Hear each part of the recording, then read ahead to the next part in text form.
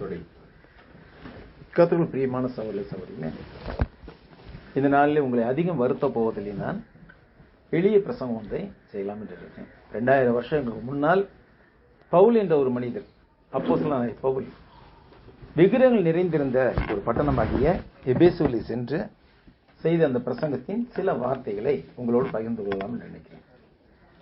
நம்ம எல்லாத்தையும் படைச்ச ஒருத்தர் இருக்கிறாரா இல்லையா? இருக்கிறார் இல்லையா? அது யாருன்னு தெரியாமல் இருக்கலாம் சில பேருக்கு. சில பேருக்கு அது தெரிஞ்சிருக்கலாம். தெரிஞ்சு சில பேர் ஆராதிக்கிறாங்க, தெரியாம சில பேர் ஆராதிக்காம இருக்கிறாங்க. ஆனால் இந்த உலகத்தையும் அதில் உள்ள யாவற்றையும் உண்டு பண்ணின தேவனாகிய கர்த்தர் ஒருத்தர் இருக்கிறார். அவர் மனுஷுடைய கைகளால் கட்டப்பட்ட கோயிலில் குடியிருப்பது இல்லை. இன்னைக்கு மனுஷங்க எத்தனை இடங்கள்ல கோயிலை கட்டிட்டு இருக்காங்க. இந்த மூரூர்ல எத்தனை கோயில் இருக்கும்? ஒரு 15 கோயில் இருக்குமா? குறைஞ்சது ஒரு 15 கோயிலாவது. ஊர் அமைப்பை பார்த்தாவே தெரியுது. குறைஞ்சது ஒரு 15 கோயில் இருக்கும். அங்கங்க கோயிலா கட்டிக்கிட்டு கண்ட தெய்வங்களை வச்சுக்கிட்டு வழிபட்டுக்கிட்டு இருக்காங்க. இதே மாதிரிதான் இன்னைக்கு கிரேக்கத்துல அத்தனை என்ற ஊர், அது ஏத்தன்ஸ் சொல்றது இங்கிலீஷ்ல. அத்தனை பட்டணம் அப்படின்னு ஒரு பட்டணம் இருந்துச்சு. அந்த பட்டணத்துல என்ன செஞ்சாங்கன்னாக்க, உலகத்தில் இருக்கிற எல்லா பிராணிகளுக்கும் கோயில் வச்சிருந்தாங்க. பாம்புக்கு ஒரு கோயில், பல்லிக்கு ஒரு கோயில், சேவலுக்கு ஒரு கோயில், இந்த மாதிரி கோயில்லாம் வச்சு கட்டிட்டு இருந்தாங்க. இங்க சொல்றாங்களே, முருகனுக்கு வாகனம் மயில், பிள்ளையாருக்கு வாகனம் மூஞ்சூர் என்று சொல்லிட்டு இருக்காங்களே, அது மாதிரி அங்க நிறைய வச்சு கட்டிட்டு இருந்தாங்க. அப்படிப்பட்ட இடத்துல போய் இவர் பிரசங்கிக்கிறார். பிரசங்கிக்கிற போது முதல்ல என்ன சொல்றாருனாக்கா, உலகத்தையும் அதில் உள்ள யாவற்றையும், அப்போஸ்தலர் 17ஆம் அதிகாரம் 24ஆம் வசனத்திலிருந்து. உங்ககிட்ட யார்ட்டையும் பைபிள் இல்லையா? அப்போஸ்தலர் 17ஆம் அதிகாரம் 24வது வசனம். உலகத்தையும் அதில் உள்ள யாவற்றையும் உண்டாக்கின தேவனானவர். 24 இல்லைங்களா? உலகத்தையும் அதில் உள்ள யாவற்றையும் உண்டாக்கின தேவனானவர் வானத்திற்கும் பூமிக்கும் ஆண்டவராய் இருக்கிறபடியால் கைகளினால் கட்டப்பட்ட கோவில்கள் வாசம் பண்ணுகிறது இல்லை. அவர் வானத்துக்கும் பூமிக்கும் ஆண்டவரா இருக்கிறாரு. யாரு? நம்ம எல்லாரையும் உண்டாக்கின கடவுள். அவர் எப்படி உண்டாக்கினாரு? இன்னைக்கு சீரமா செங்கல் கட்டடத்தை கட்டி வச்சுக்கிட்டு அல்லது வேற ஏதாவது செஞ்சுட்டு இருந்தாரா? இல்ல, சகலத்தையும் வார்த்தையினாலே உண்டாக்கினார். ஆதியிலே அவருடைய வார்த்தையாக இருந்தவர் தான் இயேசு. அப்படி ஆதியிலே வார்த்தையாக, தேவனுடைய வார்த்தையாக இருந்தவர் ஏற்ற வேலை வரும்போது நம்மை போல ஒரு மனிதனானார். இயேசு தொடக்கத்திலிருந்தே இருக்கிறார். தேவனோடு தேவனாக இருக்கிறவர் அவர். அப்ப அந்த தேவன் என்ன செய்யறாருனாக்க, தம்முடைய வாயின் வார்த்தையினாலே, அதாவது இயேசு கிறிஸ்துனாலே, இயேசு கிறிஸ்துவை கொண்டு இயேசு கிறிஸ்துக்கென்று இந்த உலகத்திலே எல்லாவற்றையும் உண்டாக்கினார். உலகத்தையும் அதில் உள்ள யாவற்றையும் உண்டாக்கின தேவனானவர் வானத்துக்கும் பூமிக்கும் ஆண்டவராக இருக்கிறபடியால், வானம் அவருக்கு சிங்காசனம், பூமி அவருக்கு பாதப்படி. அதனால அவர் என்ன செய்யறலையா, கைகளினால் கட்டப்பட்ட கோவில்களில் அவர் வாசம் பண்ணுகிறதில்லை, குடியிருப்பதில்லை அப்படின்னு சொல்லி அர்த்தம். கையினால் கட்டப்பட்ட கோயில்களில் அவர் குடியிருப்பது இல்லை. ஏன் குடியிருப்பது இல்லை? அங்க நல்லா யோசிச்சு பாருங்க. வானம் எனக்கு சிங்காசனம், சிங்காசனம் வானத்தில் இருக்குது அவருக்கு. பூமி எனக்கு பாதப்படினா பூமி வரைக்கும் கால் நீட்டிட்டு இருக்கிறார். நல்லா யோசிப்பா. அத்தையும் பெரிய கடவுள் நம்ம கட்டுற கோயில குடியிருக்க முடியுமா? யோசிச்சு பாருங்க. அப்ப இப்ப நம்ம எடுத்துக்குவோம். இப்ப இந்த வீட்டுக்காரங்களை கூப்பிட்டு, இந்த வாசப்படி இருக்கு இல்லையா, இதுல ஒரு சின்னதா ஒரு வீடு கட்டுறேன், அதுல குடியிருந்துக்கங்க. சும்மா சின்னதா வாசப்படி எவ்வளவு பெரிய வீடு கட்ட முடியும்? ஒரு இந்த அளவுக்கு ஒரு அதுல குடியிருந்துக்கங்க அப்படி சொன்னா குடியிருக்க முடியுமா? அதே போலதான் இருக்கு மனுஷன் உலகத்துல தேவனுக்கு கோயில் கட்டுறேன் அப்படிங்கிறது. தேவன் இந்த மாதிரி கோயில்கள்ல குடியிருக்கிறார் இல்ல. அடுத்து என்ன சொல்றாருனாக்க, எல்லாருக்கும் ஜீவனையும் சுவாசத்தையும் சகலத்தையும் கொடுக்கிறவர் தமக்கு யாதொன்று தேவையானது போல மனுஷர் கைகளால் பணிவிடை கொள்ளுகிறது இல்லை. எல்லாருக்கும் ஜீவனையும் சுவாசத்தையும் சகலத்தையும் கொடுக்கிறது அவர் தான். ஆதியிலே மனுஷனை உண்டாக்கும் போது பூமியின் மண்ணினாலே மனுஷனை உண்டாக்கினார். பூமி மண்ணினாலே மனுஷனை உண்டாக்கிட்டு, மனுஷனுடைய சரீரத்தை பூமியின் மண்ணினாலே உண்டாக்கினார். உண்டாக்கிட்டு அதுல தன்னுடைய ஜீவ சுவாசத்தை ஊதுகிறார். அவன் நாசியிலே ஜீவ சுவாசத்தை ஊதினார். தன்னுடைய சுவாசத்தை ஊதி அவனுக்கு உயிர் கொடுத்தார். அப்ப நமக்குள்ளாக இருக்கிற உயிர் தேவனுடையது. நமக்குள்ளாக இருக்கிற மனசாட்சி என்று சொல்லக்கூடிய ஆத்மா தேவனுடையது. இந்த உடல் மண்ணினால் ஆனது. இந்த மண்ணினால் ஆன உடல் கடைசியா எங்க போகுது? திருப்பி மண்ணுக்கே போகுது இல்லையா? எங்க இருந்து வந்துச்சோ அங்கேயே போயிடும். அதே மாதிரி உயிரும் ஆவியும் எங்க இருந்து வந்துச்சோ அங்கதானே போகும். மனுஷனுடைய ஆவி இறந்த உடனே யார்கிட்ட போயிருது? தேவனுடைய கைகள்ல போயிருது. நம்முடைய மனசாட்சி அல்லது ஆத்மா என்று சொல்லக்கூடிய விஷயம்தான் பாதாளத்துல போய் காத்துக்கிட்டு இருக்கு. எதுக்காக? இயேசுவாண்டவர் மீண்டும் வருவார். அவர் வருகையின் போது நமக்கு நியாய தீர்ப்பு கொடுக்கப்படும். அதுக்காக அங்க போய் பாதாளத்துல காத்துருக்கு. எது? நம்முடைய ஆத்மாங்கிற மனசாட்சி. சில பேர் சண்டை போடுவாங்க, கொலையடியில தெருவில் சண்டை போட்டு இருப்பாங்க. கொஞ்சம் மனசாட்சியோட போய் சொல்லி, உனக்கெல்லாம் மனசாட்சி இருக்குதா இல்லையா கேக்குறாங்க இல்லையா? அதுதான் ஆத்மா. நம்முடைய மனசாட்சி என்பதுதான் ஆத்மா. இப்ப நான் உனக்கு கேட்கிறேன், உயிர் உடல்னா உயிர்னா மனசாட்சினா, இது பைபிள் என்ன சொல்லுது? உடலுக்கு சரீரங்குது, ஆவிக்கு உயிருக்கு ஆவிங்குது, மனசாட்சிக்கு ஆத்மான்னு சொல்லுது. இப்ப உடலை பார்க்க முடியுதா? நம்ம பார்க்கலாம். ஏன் உடலை நீங்க பார்க்க முடியுது, உங்க உடலை நான் பார்க்க முடியுது. சரி, உயிர் எங்க இருக்குது? உயிரை பார்க்க முடியுமா? முடியாது. உயிர் இருக்குதா இல்லைன்னு சொல்ல முடியுமா? முடியாதா? உயிர் இருக்குதா இல்லைன்னு சொல்ல முடியும். ஆனா உயிரை பார்க்க முடியுமா? முடியாது. உயிர் எங்க இருக்குது? எங்க இருக்கு? நீ சொல்ல. மனசுக்குள்ளையா? பைபிள் படி பார்க்கும்போது நம்முடைய உயிர் ரத்தத்தில் இருக்கிறது. ரத்தத்துல உயிர் இருக்கிறதுனாக்க என்னன்னாக்க, உயிர் வழின்னு ஒரு காற்று இருக்குல்ல, படிச்சவங்களுக்கு தெரியும். உயிர் வழின்னு ஒரு காற்று இருக்கு, ஆக்சிஜன். இந்த ஆக்சிஜன் எங்கெல்லாம் போகுதோ அங்கெல்லாம் உயிர் இருக்கும், உயிரோட்டம் இருக்கும். அதை கொண்டு போறது எது? நம்முடைய ரத்தம். ரத்தத்தில் உள்ள சிகப்பணுக்கள் தான் அதை கொண்டு போகுது எல்லா பக்கமும். இப்ப இந்த விரலை ஆடணும்னா இதுக்கு ஒரு சக்தி தேவை. இந்த சக்தியை எது கொடுக்குது? இந்த இடத்துல இருக்க ஆக்சிஜன் கொடுக்குது. இந்த ஆக்சிஜன் உள்ளுக்கு எரிஞ்சு சக்தியா மாறுது. அப்ப எரியறப்ப அது கார்பன் டை ஆக்சைடு ஆயிரும். அது திருப்பி நுரையீரலுக்கு வெளியில வந்துடும், நம்ம மூக்கு வழியா வெளியில வந்துடும். திருப்பி காத்துல இருக்க ஆக்சிஜன் நம்ம உடலுக்குள்ள போகும். இது சயின்ஸ். ஆனா மனிதனுடைய உயிர் ரத்தத்தில் இருக்கிறது அப்படின்னு ஆண்டவர் சொல்லுகிற போது அதுல பெரிய கருத்து இருக்கு. ஏன்னா நம்ம உடம்புல ரத்த ஓட்டம் பாயாத பகுதி ஏதாவது இருக்கா? ரத்த ஓட்டம் பாயாத பகுதி ஒண்ணும் கிடையாது. ரத்த ஓட்டம் இருந்தா தான் உயிரோட்டம் இருக்கும். இப்ப இந்த விரல் இந்த இடத்துல கட்டி போடுறோம்னு வச்சுக்கோங்க, கொஞ்ச நேரத்துல இந்த விரல் என்ன ஆகும்? ப்ளூ கலர் ஆகும், மரத்து போயிடும் இல்லையா? அப்ப அதுல என்ன போகல? ரத்த ஓட்டம் போகல. அதத்தான் பைபிள் சொல்லுது, மனிதனுடைய உயிர் எங்க இருக்குது? ரத்தத்தில் இருக்குது. பிரியமானவர்களே, நமக்கு உயிரையும் ஆத்மாவையும் தேவன் தன்னுடைய ஜீவ சுவாசத்தை ஊதி கொடுத்தார். மனிதனுடைய உடல் மண்ணிலிருந்து எடுக்கப்பட்டது. ஆனால் நம்முடைய ஆவியும் ஆத்மாவும் தேவனிடத்திலிருந்து கொடுக்கப்பட்டது. ஒவ்வொரு மனுஷனும் ஒவ்வொரு மனுஷியும் இங்க இருக்கிற நம்ம எல்லாருமே, இந்த உலகத்திற்கு எல்லாருமே 3 பாகங்களை உடையவர்களா இருக்கிறோம். ஒண்ணு, நமக்கு ஒரு உடல் இருக்குது. அந்த உடல் மண்ணுக்கு மண் வேறுபடும். ஒருத்தர் கருப்பா இருப்பாங்க, ஒருத்தர் பிரவுனா இருப்பாங்க, ஒருத்தர் சிகப்பா இருப்பாங்க, ஒருத்தர் வெள்ளையா இருப்பாங்க. இது மாதிரி அது சூழ்நிலையை பொறுத்து மாறுபடும். ஆனால் உள்ளுக்கு இருக்கிற ரத்தம் யாருக்காவது கருப்பு கலர் ரத்தம் இருக்குதா? யாருக்காவது வெள்ளை கலர் ரத்தம் இருக்குதா? இல்ல. எல்லாருக்குமே உங்க உடம்புல ஓடுறது, என் உடம்புல, பிரதர் உடம்புல எல்லாருமே ஒரே ரத்தம் தான். அது வருது இப்ப. அப்ப உயிர் எல்லாருக்கும் ஒரே விதமாக தான் இருக்கிறது. அது மாதிரி மனசாட்சியும் ஒன்னா தான் இருக்குது. ஏன்னா மனசாட்சி உடையவர்கள் தேவனுக்கு பயந்தவர்களா இருப்பார்கள் இல்லையா? அவர் கிறிஸ்தவர்களோ எந்த மதத்தை சேர்ந்தவங்களோ, மனசாட்சி உடையவர்கள் தெய்வ பயம் உள்ளவர்களா இருப்பார்கள். மனசாட்சி இல்லாதவர்கள் தெய்வத்துக்கு பயப்பட மாட்டாங்க. பல வடிவங்கள்ல சொல்றாங்க தெய்வத்தை, ஆனா தெய்வம் இருக்குதுன்னு நம்புறாங்க இல்லையா? அவங்க மனசாட்சி உள்ளவர்களா இருப்பார்கள். ஏன்னா அவங்களுக்குள்ள மனசாட்சி விழித்தெலும்பி விட்டது. அவங்க என்ன செய்ய முடியாது? தேவனுக்கு பயப்படாம இருக்க முடியாது. இப்ப பாருங்க, எல்லாருக்கும் ஜீவனே சுவாசத்தையும் சகலத்தையும் கொடுக்கிறவர் தமக்கு யாதொன்று தேவையானது போல மனுஷர் கைகளால் பணிபடி கொள்கிறது இல்லை.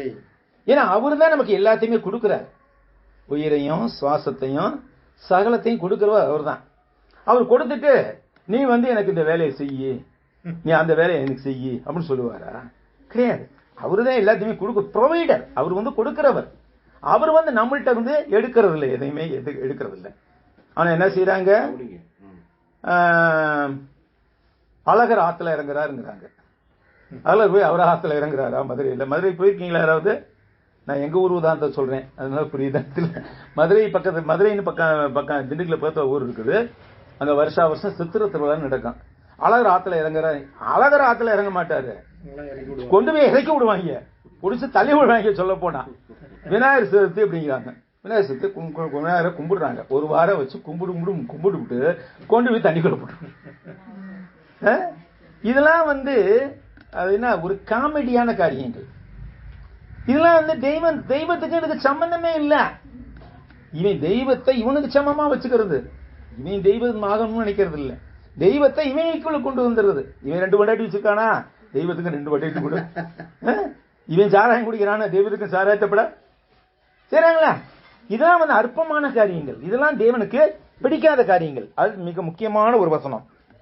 மனுஷ ஜாதியான 26வது வசனம். மனுஷ ஜாதியான சகல ஜனங்களையும் அவர் ஒரே ரத்தத்தினாலே தோன்ற பண்ணி பூமியின் மீது எங்கும் குடியிருக்க செய்து முன் தீர்மானிக்கப்பட்ட காலங்களையும் அவர்கள் குடியிருப்பின் எல்லைகளையும் குறித்திருக்கிறார்.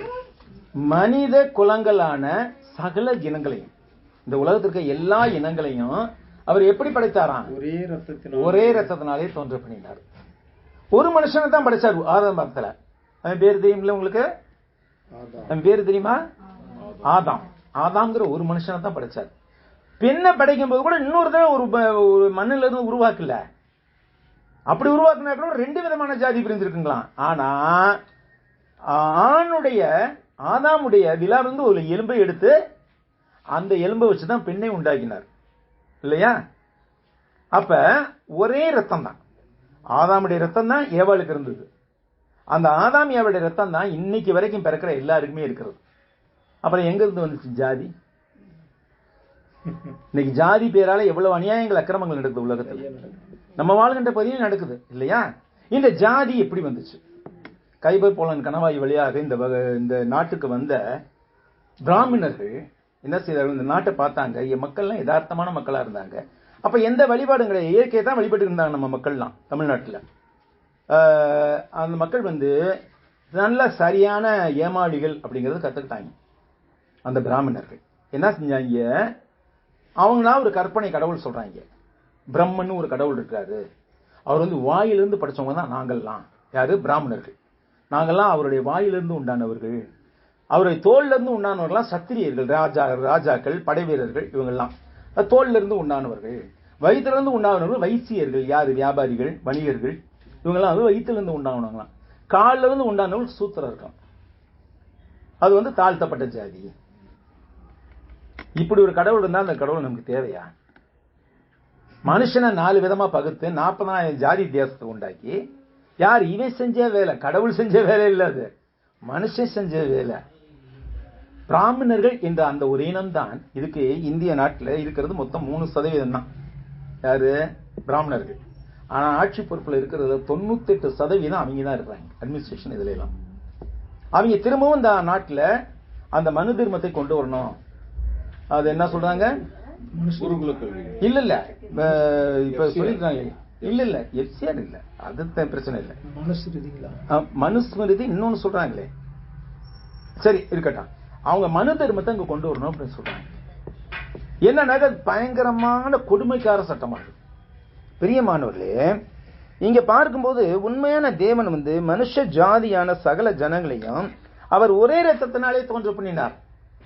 இந்த உலகத்துல பல்வேறு மக்கள் இனங்கள் இருக்கிறோம். ஜாதிங்கிறது அல்லது மக்கள் இனங்கள், மனுஷ மக்கள் இனங்களான எல்லாரையும் அவர் ஒரே ரத்தத்தினாலே தான் தோன்ற பண்ணினார். யார் ரத்தம்? ஆதாமுடைய ரத்தம். ஆதாம் இருந்து அதே ரத்தம் தான் ஏவாள்கிட்ட இருந்தது. அந்த ஆதாம் ஏவாள் கூடித்தான் குழந்தைகளை பெற்றுக் கொண்டார்கள். அப்ப அது வழியாத்தான் இன்னைக்கு உலகத்துக்கு எல்லாருமே வந்திருக்கிறோம். வெள்ளப்பெருக்கு வரைக்கும் ஜனங்கள் பழகி பெருகினார்கள். அப்ப வெள்ளப்பெருக்கு காலத்திலே மக்கள் அநியாயத்துக்கு பாவம் செஞ்சுக்கிட்டு இருந்ததுனால தேவன் இந்த உலகத்தை அழித்தார். அப்போ ஒரே ஒரு குடும்பத்தை மட்டும் காத்துக்கொண்டார். யாரு? நோவா என்ற அவருடைய குடும்பத்தை காத்துக்கொண்டார். நோவாவுடைய மனைவி அவருடைய மகன்கள் காம், சேம், யாப்பேத். அதோடு அந்த 3 பையங்களுடைய மனைவிங்க 8 பேர் தான் காப்பாற்றப்பட்டார்கள். அந்த 8 பேர் மூலமாகத்தான் பிறகு உலகம் பழிவு பெருகியது. Com, same, யாப்பேத். இந்த 3 வம்சங்கள் தான் இந்த உலகத்தில் இருக்கின்றன. வேற எந்த வம்சமும் கிடையாது. அப்ப எங்க இருந்து ஜாதி வந்துச்சு? ஜாதி இந்த பிராமணர்கள் என்று சொல்ல உண்டாக்கின கதை. இன்றைக்கு அதை கட்டிக்கொண்டு இந்த நாட்டிலே அழுது கொண்டிருக்கிறார்கள். ஆனால் தேவன், உண்மையான தேவன் மனுஷ இனமான சகல ஜனங்களையும் ஒரே இரத்தத்தினாலே தோன்ற பண்ணி பூமியின் மீதெங்கும் குடியிருக்க செய்து முன் தீர்மானிக்கப்பட்ட காலங்களையும் அவர்களின் குடியிருப்பு நிலைகளையும் குறித்து வைத்திருக்கிறார். மோரூர்ல இன்னைக்கு நீங்க குடியிருக்கிறீங்கன்னா அது ஏற்கனவே யாரால திட்டமிடப்பட்டது? தேவனால் திட்டமிடப்பட்டது. இந்த மோரூர் என்றைக்கு உண்டாச்சு உங்களுக்கு தெரியுமா? மோரூர் என்ற ஊர் என்றைக்கு உண்டாச்சு? நிச்சயமா ஒரு வரலாறு இருக்கும். நீங்க தேடி பாருங்க, யாராவது பெரியவங்கள்ட்ட கேட்டு பாருங்க, இன்னும் பெரியவங்கள்ட்ட யாராவது. மோரூர்னு ஒரு ஊரே இருந்திருக்காது தொடக்கத்துல. அப்புறம் யாராவது ஒருத்தன் வந்து என்னம்மா அந்த காலத்துல வந்து நிறைய பால் மோர் தண்ணி கேட்டவங்களுக்கு மோர் தான் கொடுத்தாங்க. அதனால மோரூர் பெயர் காரணம் இல்ல, பெயர் காரணம் மோரூர். சரி, இந்த ஊர் என்றைக்கு உண்டாச்சு தெரியாது இல்லையா? உங்க பாட்டிக்கு தெரியும், உங்க பாட்டிக்கு தெரியும், அல்லது உங்க பாட்டியோட பாட்டிக்கு தெரியும். என்னமா தெரியாது. மோரூர் இந்த ஊர் அது மாதிரி ஒவ்வொரு ஊருக்கும் ஒரு வரலாறு இருக்கு. 1800 பிறகு உருவானது. அப்படியா? 100 வருஷமா தான் இருக்குது. டேனிஷ் பேட்டையில டேனியல் என்ற ஒரு இருந்ததுனால அவங்க வந்து இந்த இடத்துல வந்துருக்கும் பொழுது அந்த அம்மா சொன்ன மாதிரி தாகம் கொடுக்கும் பொழுது அவங்க என்ன தமிழ் அர்த்தம் என்னன்னு மோருன்ற வழக்கத்துல இருந்தது. அந்த ஒவ்வொரு ஊருக்கும் ஒரு வரலாறு இருக்கு. திண்டுக்கல்னு சொல்றோம். ஏன் திண்டுக்கல்னு சொல்றோம்? நாங்க ஒரு பெரிய மலைக்கோட்டை இருக்குது. அந்த மலைக்கோட்டை பாக்குறது தலையணை மாதிரியே இருக்கும். திண்டுனா தலையணை, திண்டுக்கல் திண்டு மாதிரி இருக்க கல் அங்க ஊர்ல இருக்குது. அதனால அந்த ஊருக்கு பேரு திண்டுக்கல். ஆனா ஒவ்வொரு ஊருக்கும் வந்து ஒரு பேர் காரணம் இருக்கும், வரலாறும் இருக்கும். எல்லா நாளும் இந்த ஊர் இருந்திருக்காது. ஒரு குறிப்பிட்ட நாள் முதல் கொண்டு அந்த ஊர் ஆரம்பிச்சிருக்கோம். அப்ப இந்த குடியிருப்பையும் நாம எத்தனை காலம் இங்கே குடியிருக்க வேண்டும் என்பதையும் தேவன் முன் தீர்மானித்திருக்கிறார். அப்ப மனுஷ இனங்களான சகல ஜனங்களையும் அவர் ஒரே இரத்தத்தினாலே தோன்ற பண்ணி பூமியின் மீதெங்கும் குடியிருக்க செய்து முன் தீர்மானிக்கப்பட்ட காலங்களையும் அவர்கள் குடியிருப்பின் எல்லைகளையும் குறித்திருக்கிறார். ஏற்கனவே குறித்து வச்சிருக்கிறார். இத்தனை வருஷத்துல மோரூர்ல இத்தனை பேர் இருப்பாங்க. நம்ம பேர்லாம் அவர்கிட்ட இருக்குது, சும்மா இல்ல, நம்ம பேர்லாம் அவர்கிட்ட இருக்குது. அட்டெண்டன்ஸ் ரெஜிஸ்டர் மாதிரி வச்சிருக்கிறார். அப்ப நம்ம இங்க குடியிருக்கணுங்கிறது அவருடைய தீர்மானம். இப்ப இங்க இருந்து ஒரு தம்பி படிக்கிறான், படிச்சு நல்லா பெரிய ஆளாகி நான் வெளிநாட்டுக்கு வேலைக்கு போறேன், அமெரிக்காவுக்கு போயிடுறான். அப்ப அமெரிக்காவுக்கு போய் இங்க குடியிருக்கணுங்கிறது யாருடைய தீர்மானம்? தேவனுடைய தீர்மானம். பிரியமானவர்களே, இந்த உலகத்துல அவருடைய தீர்மானத்தின் எல்லாம் நடக்குமே தவிர நம்முடைய தீர்மானத்தின்படி எதுவுமே நடக்காது. அதுக்கு என்ன சொல்றாரு? கர்த்தராகிய தம்மை அவர்கள் தடவியாகிலும் கண்டுபிடிக்கத்தக்கதாக தம்மை தேடும்படிக்கு அப்படி செய்தார். அவர் நம்மில் ஒருவருக்கும் தூரமானார் அல்லது. கர்த்தராகிய தம்மை, தேவனை நம்ம தடவியாக கண்டுபிடிக்கணுமா?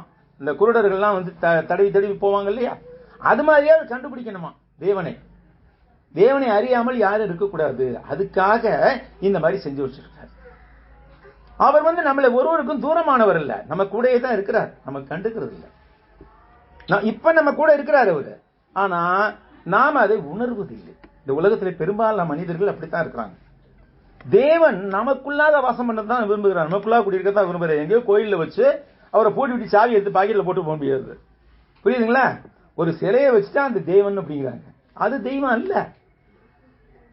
கல்லினால் செய்யப்பட்ட எந்த தெய்வமும் தெய்வங்கள் அல்ல. அதைத்தான் அர்த்தவசனம் சொல்லுது. நாம் தேவனுடைய சந்ததியாராய் இருக்க,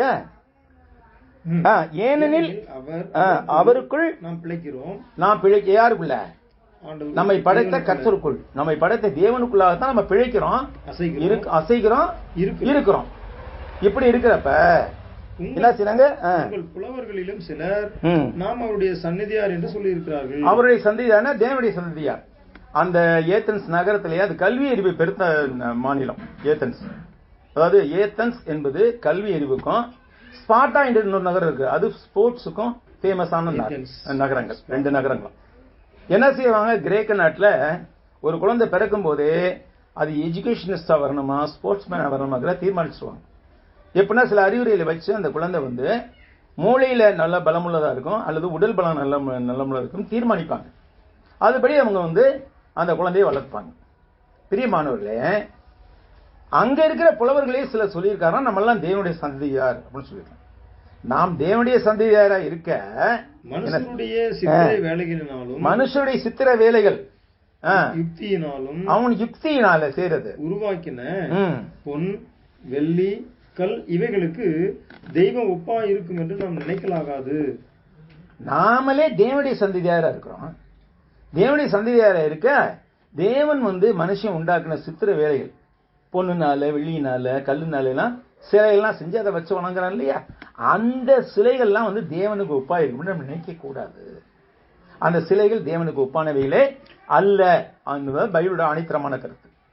இந்த உலகத்துல 1000 கோயில்கள் இருக்கலாம், இந்த உலகத்துல எண்ணற்ற கலைகள் இருக்கலாம், எண்ணற்ற தெய்வங்கள் என்று சொல்லி கற்களை மண்களை வைத்துக்கொண்டு பல விதமான உருவங்களை வைத்திருக்கலாம். ஆனால் அதெல்லாம் தெய்வத்துக்கு ஒப்பாகாது.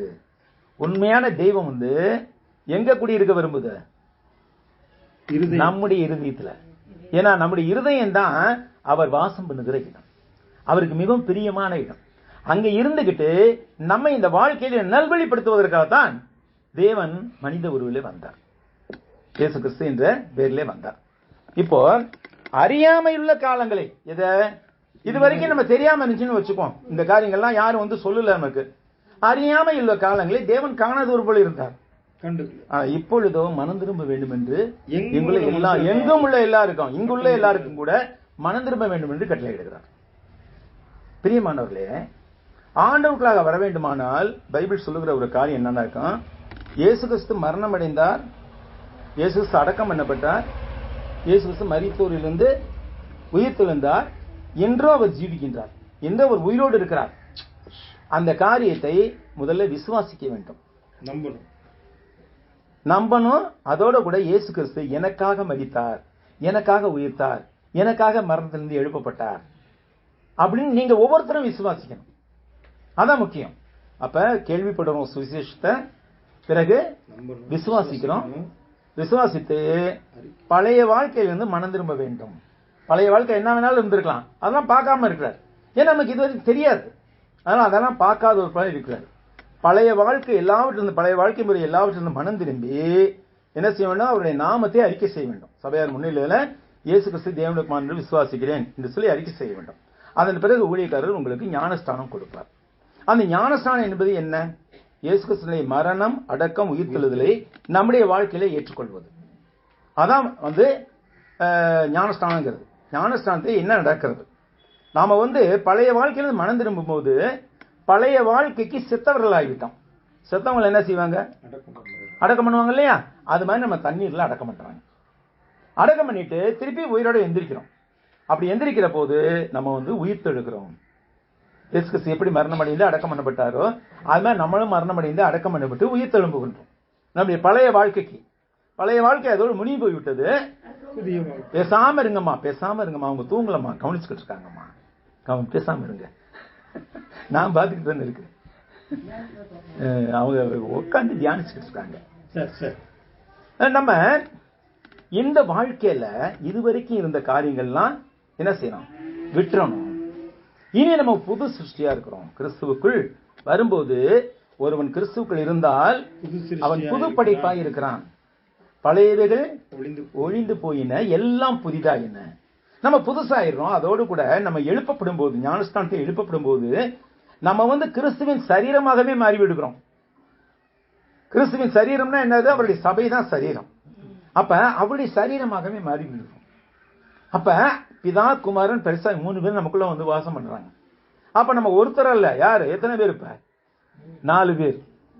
நாம ஒருத்தர், நமக்குள்ளாக இருக்கின்ற பிதா, நமக்குள்ளாக இருக்கின்ற குமாரன் இயேசு கிறிஸ்து, நமக்குள்ளாக இருக்கிற பரிசுத்த ஆவியானவர். அப்ப அந்த பலம் நமக்கு கிடைக்கும் போது இந்த உலகத்தில் உள்ள எந்த பாவத்தையும் எதிர்த்து நிற்கக்கூடிய ஒரு தைரியம் நமக்கு பிறக்கும். அதோடு கூட நாம் பெற்றுக்கொண்ட இந்த மகிழ்ச்சியான நல்ல வாழ்வை மற்றவர்களுக்கு அறிவிக்க வேண்டும். அது நம்முடைய கடமை. பிரசங்கிப்பது எல்லார் மீதும் விழுந்த கடமை. இதான் பைபிள். இதுக்கு சப்போர்ட் பண்ற டாக்குமெண்டரி எவிடன்ஸ் தான் மற்ற காரியங்கள் பூரா. இதான் பைபிளுடைய மைய கருத்து. அந்த காலத்துல வேற மாதிரியான காரியங்கள் இருந்துச்சு. இப்ப இந்த காலத்துல இயேசு கிறிஸ்து காலத்துல இதான் பைபிள் அப்படின்னு சொல்லி சொல்றோம். இதை தொடர்ந்து வருகின்ற காரியங்கள் எல்லாம் நம்ம ஞானஸ்நானம் பெற்றுக்கொண்ட பிற்பாடு நமக்கு சபையில ஊழியர் போதிப்பார்.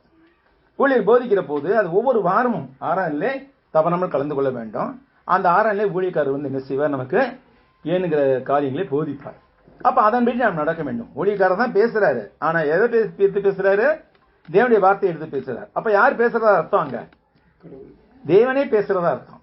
ஊழியக்காரர் தான் பேசுறாரு, ஆனா ஊழியக்காரர் தன்னுடைய சொந்தத்தை இப்ப நான் இது வரைக்கும் பேசினேன், என்னுடைய சொந்த கருத்து எதுவுமே சொல்லல, எல்லாமே பைபிள் இருக்கிறதா சொல்லிருக்கேன். அப்ப என் மூலமாக தேவன் பேசி இருக்கிறார். இதை கேட்ட உங்கள் யாவருக்கும் மனமார்ந்த நன்றி. தொடர்ந்து இந்த இடத்துல சபையானது நன்கு வளர வேண்டும்.